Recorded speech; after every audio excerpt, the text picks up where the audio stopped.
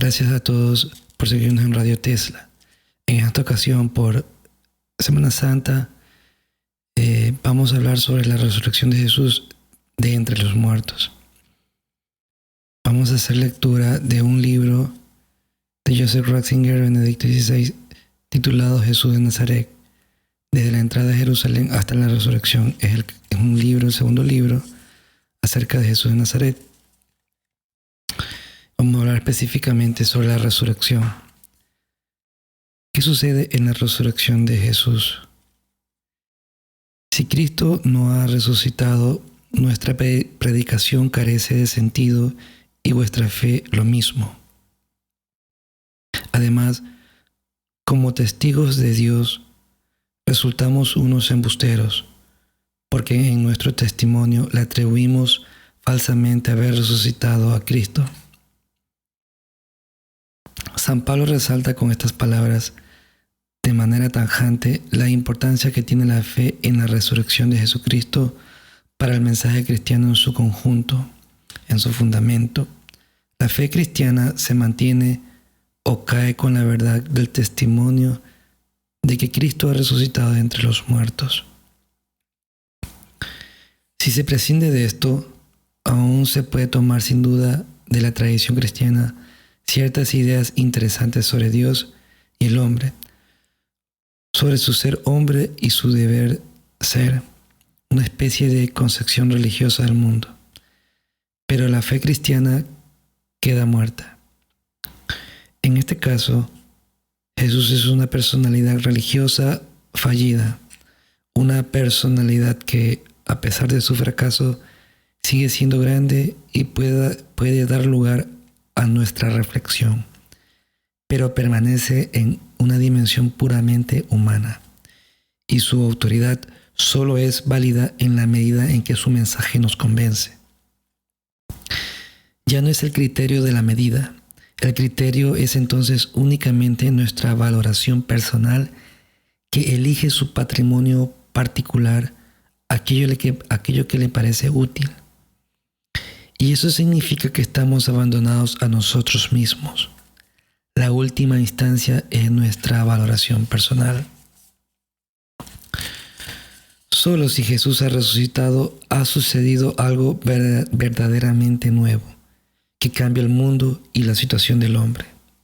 Entonces Él, Jesús, se convierte en el criterio del que podemos fiarnos, pues ahora Dios se ha manifestado verdaderamente. Por esta razón, en nuestra investigación sobre la figura de Jesús, la resurrección es el punto decisivo.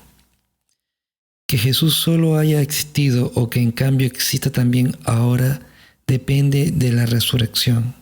En el sí o el no a esta cuestión no está en juego un acontecimiento más entre nosotros, sino la figura de Jesús como tal.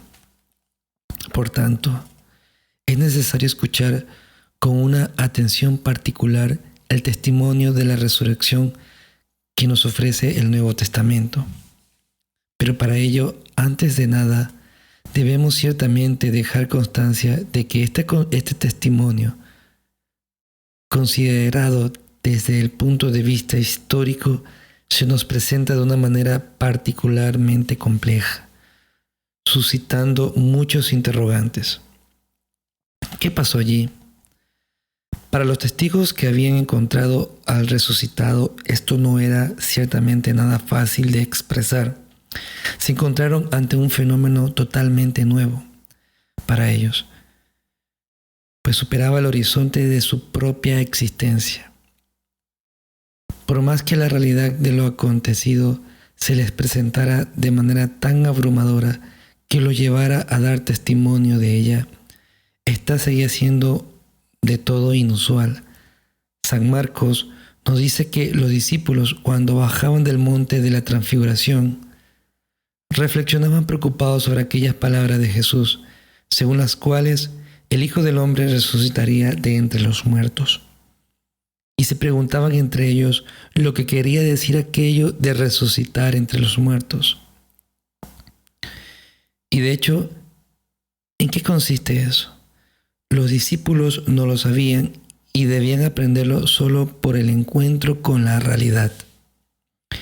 Quien se acerca a los relatos de la resurrección con la idea de saber lo que es resucitar de entre los muertos, sin duda interpretará mal estas narraciones, terminando luego por descartarlas como insensatas. Rudolf Bultmann ha objetado a la fe en la resurrección que, aunque Jesús hubiera salido de la tumba, se debería decir, no obstante, que un acontecimiento milagroso de esta naturaleza, como es la reanimación de un muerto, no nos ayudaría para nada, y desde el punto de vista existencial sería irrelevante. New Testament on Mythology, página 19. Efectivamente, si la resurrección de Jesús no hubiera sido más que el milagro de un muerto redivivo, no tendría para nosotros en última instancia interés alguno. No tendría más importancia que la reanimación, por la pericia de los médicos, de alguien clínicamente muerto. Para el mundo en su conjunto y para nuestra existencia, nada hubiera cambiado.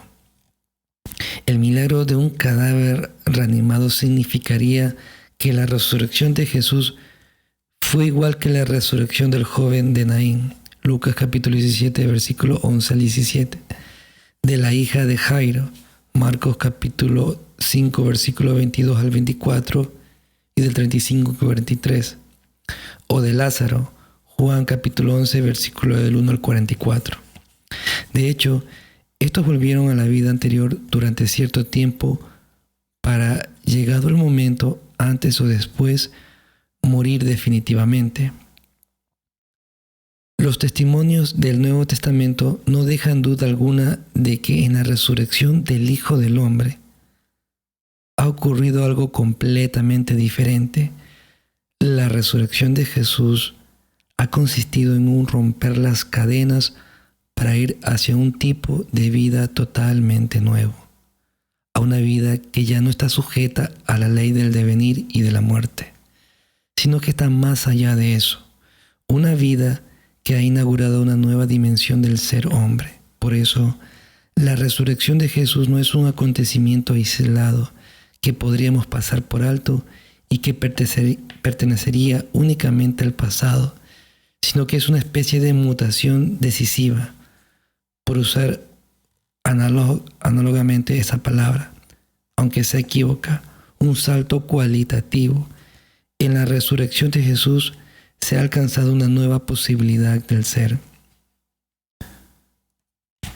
Una posibilidad que interesa a todos y que abre un futuro, un tipo nuevo de futuro para la humanidad. Por eso Pablo, con razón, ha vinculado inseparablemente la resurrección de los cristianos con la resurrección de Jesús. Si los muertos no resucitan, tampoco Cristo resucitó. Pero no, Cristo resucitó de entre los muertos, el primero de todos. La resurrección de Cristo es un acontecimiento universal y no es nada, viene a decir Pablo. Y solo si la entendemos como un acontecimiento universal, como inauguración de una nueva dimensión de la existencia humana, estamos en el camino justo para interpretar el testimonio de la resurrección en el Nuevo Testamento. Desde aquí puede entenderse la peculiaridad del testimonio neotestamentario. Jesús no ha vuelto a una vida humana normal de este mundo, como Lázaro y los otros muertos que Jesús resucitó. Él ha entrado en una vida distinta, nueva, en la inmensidad de Dios, y desde allí Él se manifiesta a los suyos. Esto era algo totalmente inesperado, también para los discípulos, ante lo cual necesitaron un cierto tiempo para orientarse. Es cierto que la fe judía conocía la resurrección de los muertos al final de los tiempos. La vida nueva estaba unida al comienzo de un mundo nuevo y en perspectiva resultaba también comprensible: si hay un mundo nuevo, entonces existe en él un modo de vida nuevo. Pero la resurrección a una condición definitiva y diferente en pleno mundo viejo que todavía sigue existiendo era algo no previsto y por tanto tampoco inteligible al inicio. Por eso la promesa de la resurrección resultaba incomprensible para los discípulos en un primer momento. El proceso por el que se llega a ser creyente se desarrolla de manera análoga a lo ocurrido con la cruz. Nadie había pensado en un Mesías crucificado. Ahora el hecho estaba allí. Y este hecho requería leer la Escritura de un modo nuevo. Hemos visto en el capítulo anterior cómo, partiendo de lo inesperado, la Escritura se ha desvelado de un modo nuevo y, así, también el hecho ha adquirido su propio sentido. Obviamente, la nueva lectura de las Escrituras solo podía comenzar después de la resurrección, porque únicamente por ella Jesús quedó acreditado como enviado de Dios. Ahora había que identificar ambos eventos, cruz y resurrección. En la Escritura entenderlos de un modo nuevo y llegar así a la fe en Jesús como el Hijo de Dios. Pero esto significa que para los discípulos la resurrección era tan real como la cruz. Presupone que se rindieron simplemente ante la realidad que después de tanto titubeo y asombro inicial ya no podían oponerse a la realidad. Es realmente Él, vive y nos ha hablado, ha permitido que lo toquemos, aun cuando ya no pertenece al mundo de lo que normalmente es tangible. La paradoja era indescriptible. Por un lado, Él era completamente diferente, no un cadáver reanimado, sino alguien que vivía desde Dios de un modo nuevo y para siempre. Y al mismo tiempo, precisamente Él, aun sin pertenecer ya a nuestro mundo, estaba presente de manera real, en su plena identidad. Se trataba de algo absolutamente sin igual, único, que iba más allá de los horizontes usuales de la experiencia y que, sin embargo, seguía siendo del todo incontestable para los discípulos. Así se explica la peculiaridad de los testimonios de la resurrección. Hablan de algo paradójico, algo que supera toda experiencia y que, sin embargo, está presente de manera absolutamente real. Pero ¿puede haber sido realmente así? Podemos, especialmente en cuanto a personas modernas, dar crédito al testimonio como esto. El pensamiento ilustrado dice que no. Para Gerd Ludemann, por ejemplo, es evidente que después del cambio de la imagen científica del mundo, las ideas tradicionales sobre la resurrección de Jesús han de considerarse obsoletas, citando según Wilkens 1-2, página 119. Ahora bien, ¿qué significa propiamente la imagen científica del mundo? ¿Hasta dónde alcanza su normatividad? Hartmut Hesse, en su importante contribución Die Frage des Weltbildes, al que quisiera remitirme aquí, describe con precisión los límites de dicha normatividad. Naturalmente no puede haber contradicción alguna con lo que constituye un claro dato científico. Ciertamente, en los testimonios sobre la resurrección se habla de algo que no figura en el mundo de nuestra experiencia.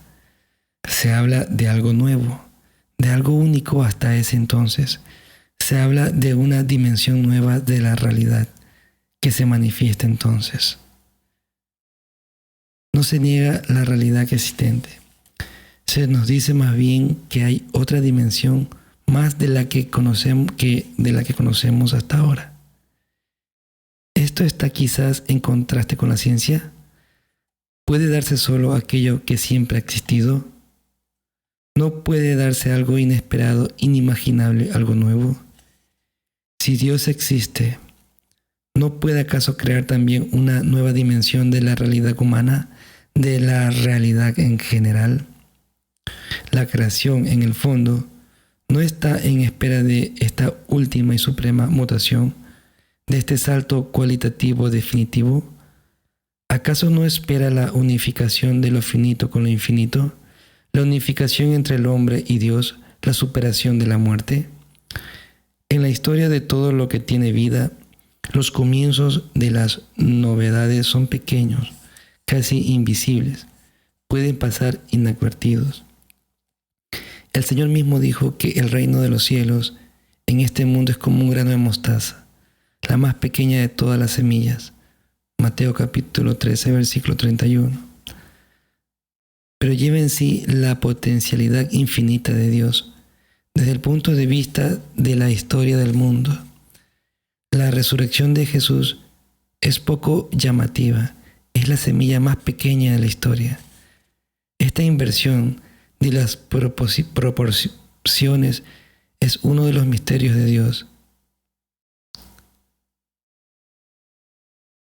A fin de cuentas, lo grande, lo poderoso, es lo pequeño.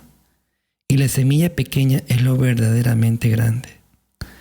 Así es como la resurrección ha entrado en el mundo, solo a través de algunas apariciones misteriosas a unos elegidos. Y sin embargo, fue el comienzo realmente nuevo, aquello que en secreto todo estaba esperando. Y para los pocos testigos, precisamente porque ellos mismos no lograban hacerse una idea, era un acontecimiento tan impresionante y real, y se manifestaba con tanta fuerza ante ellos que desvanecía cualquier duda, llevándolos al fin, con un valor absolutamente nuevo, a presentarse ante el mundo para dar testimonio. Cristo ha resucitado verdaderamente.